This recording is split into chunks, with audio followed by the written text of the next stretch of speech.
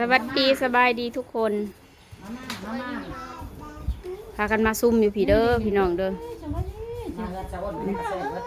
แซ่บกินโลดน้ำไม้ต้มแจ่วกะปิเอาเข่าด้วยจ้ะคือบ่เอา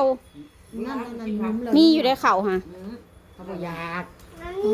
บ่อยากบ่แล้วแต่เด้อแล้วแต่ท่านเขาบ่อยาก ลุงพงได้เฮ็ดมาขายให้ข่อยชุมเจ้าแกงอะไรหวานกินบ่แกงสดๆนี่แกงเนาะสดน้ำกันเนาะสดกินเล่นนี่เนาะเล็กโอ้ก็เอาผ้านั่นแหละก็ตัดที่เห็ดขาวแซ่บใบเห็ดธรรมชาติโอ้แซ่บด้วยเห็ดซอยเอาน้อยๆน้อยๆน้อย15,000กีบฉีกจ้าฉีกจ้าฉีกแกงกินน้ำกันนี่เด้แม่น้อยเอาไป3คลิปแล้วไปถามเมื่อกี้กันคลิปนี่เลย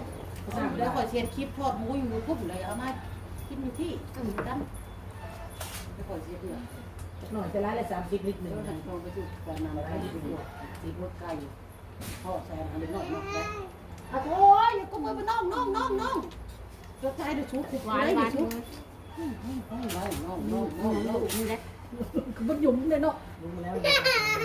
ว่ามีหัวว่าคือมีแต่หัวคนนั่นน่าถึงใจเด็กน่า